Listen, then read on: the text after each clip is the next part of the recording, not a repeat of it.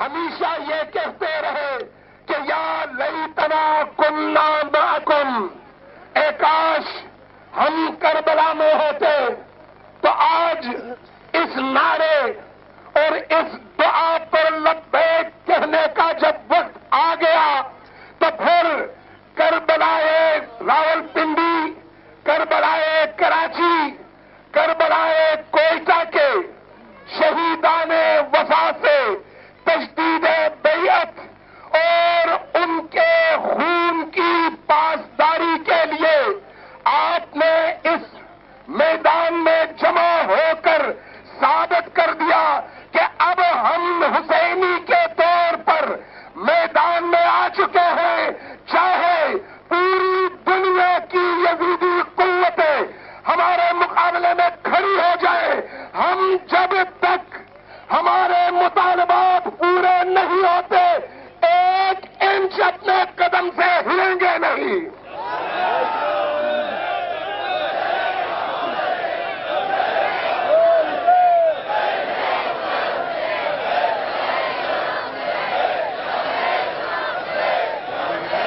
آپ جانتے ہیں کہ آج 13 جنوری ہم نے اعلان کیا تھا کہ لیاقت باغ میں شہدائے محرم،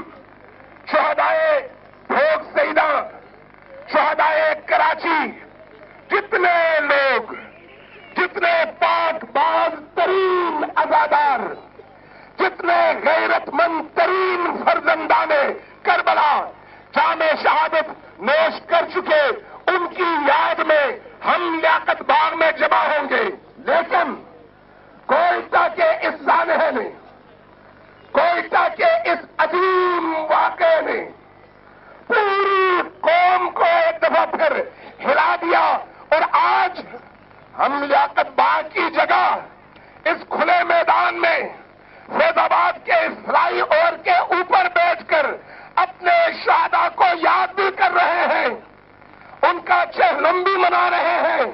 اپنے شہداء کوئٹہ کی بارگاہ میں خراج تحسین بھی پیش کر رہے ہیں، اور یہ عہد بھی کر رہے ہیں کہ جب تک ہمارے جسموں میں خون کا آخری قطرہ موجود ہے ہم میدان میں ڈٹے ہوئے ہیں۔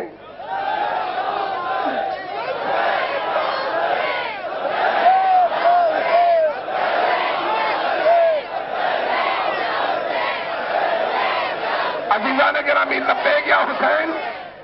لبیک یا حسین کا مطلب آپ سمجھتے ہیں۔ حسین ہمارے دل کی دھڑکن، حسین ہمارے رگوں میں بہنے والے ہر قطرے خون سے عبارت۔ اس لیے اگر لبیک یا حسین کہیں تو پھر پوری روح سے کہیں لبیک یا حسین، لبیک یا حسین، لبیک یا حسین، لبیک یا حسین۔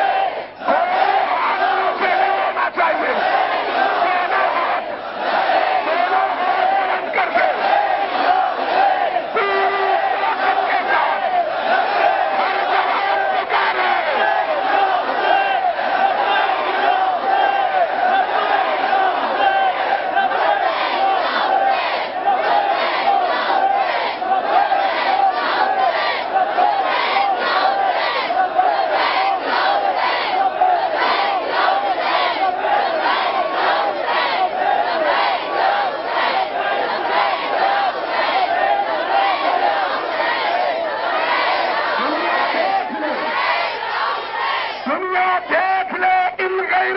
جوانوں کو،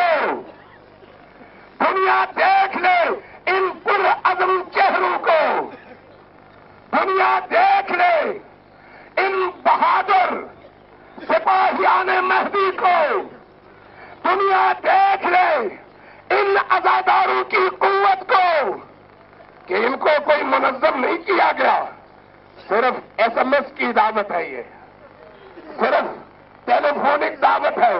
کوئی اشتہاری مہم نہیں چلی، بلکہ صرف جب اطلاع پہنچی تو یہ مائیں، یہ بہنیں، یہ بیٹیاں اپنے شیرخوار بچوں کو لے کر اس سرد موسم میں زینب بنت علی کی بارگاہ میں حسین پیش کرنے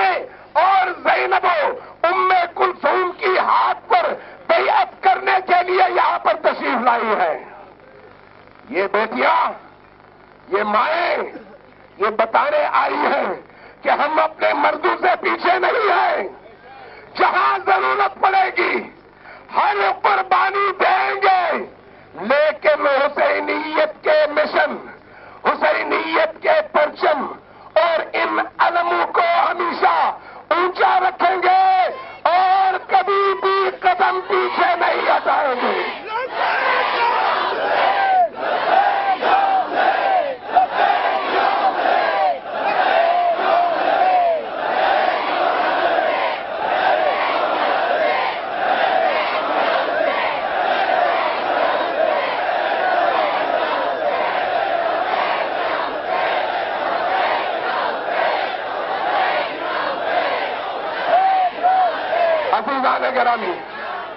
عزیزان گرامی،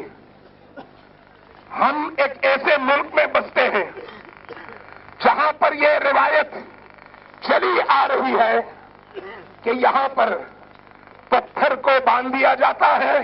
اور کتوں کو کھلا چھوڑ دیا جاتا ہے۔ ہم ایک ایسے ملک میں رہ رہے ہیں جہاں پر حکمرانوں کو صرف طاقت کی اور گولی کی زبان سمجھ آتی ہے۔ ہم ایک ایسے ملک میں رہتے ہیں جہاں پر دہشت گردوں کے قدموں پر حکمران سر رکھ دیتے ہیں اور امن پسندوں کے لاکھوں کے اجتماع ان کو نظر نہیں آتے۔ لیکن کربلا نے ہمیں بتا دیا ہے کہ ہمارا مکتب خون کے شمشیر پر فتح کا مکتب ہے، خون کے تلوار پر فتح کا مکتب۔ تمہارے پاس جتنی گولیاں ہیں چلا دو، تمہارے پاس جتنے بم ہیں برسا دو، تمہارے پاس جتنے خود کش جانور ہیں ان کو بھیج دو، ہمارے جسم سے بہنے والے ہر خون کا قطرہ اس قوم کے رگوں میں حیات دوڑا دے گا اور پوری قوم کو منظم کر دے گا اور میدان میں لے آئے گا۔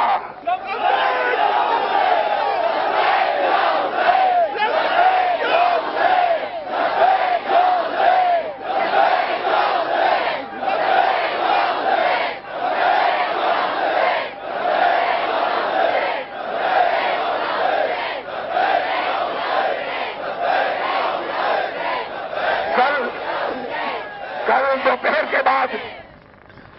صرف ایس ایم ایس پر جن دوستوں کو خبر ملی وہ رات تک یہاں پر بیٹھے رہے، زیادہ لوگوں کو خبر نہیں ہو سکی۔ اس لیے اس دھرنے کو آرگنائز کرنے والے دوستوں نے غالباً مصلحت اسی میں سمجھی کہ آج پوری قوم تک میسج پہنچایا جائے۔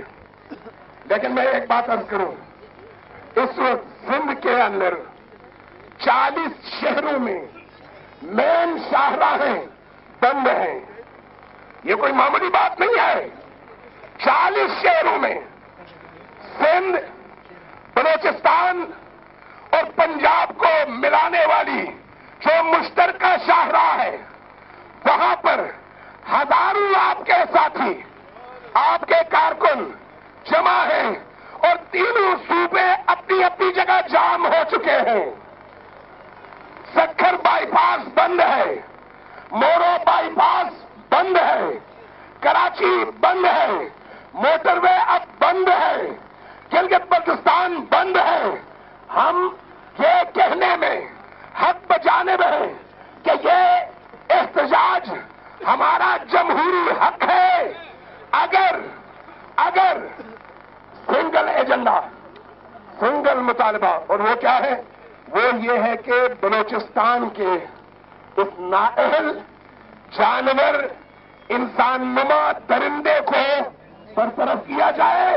اور فوج کو کوئٹہ بھیجا جائے تاکہ کوئٹہ میں مظلوم انسانیت کے قتل عام کے ذمہ دار درندوں کا صفایا ہو سکے۔ یہ ہمارا سنگل ایجنڈا ہے اور مجھے فخر ہے، آپ سب کو فخر ہے ان عزیزوں پر، ان ماؤں پر، ان بہنوں پر، ان بیٹیوں پر ذرا آپ تصور کیجئے کہ ہم نے 1400 سال پہلے کربلا میں یہ مناظر دیکھے تھے کہ ماں کی نگاہوں کے سامنے، بیٹوں کی نگاہوں کے سامنے، بچیوں کی نگاہوں کے سامنے ان کے بزرگوں کی چلی ہوئی، کٹی ہوئی، ٹکڑوں میں بٹی ہوئی لاشیں بکھری پڑی تھی، اور آج کربلا میں اسی مظلومیت کا منظر نظر آتا ہے۔ میں کل بات کر رہا تھا ایک شہید کی ماں سے۔ شہید کی ماں نے کہا کہ میرے 2 بیٹے شہید ہو چکے ہیں، دونوں کے ٹکڑوں میں بٹی ہوئی لاشیں میرے سامنے موجود ہیں، لیکن میں زینب کی کنیز ہوں، میں ام کلثوم کی کنیز ہوں، اور میرے یہ بچے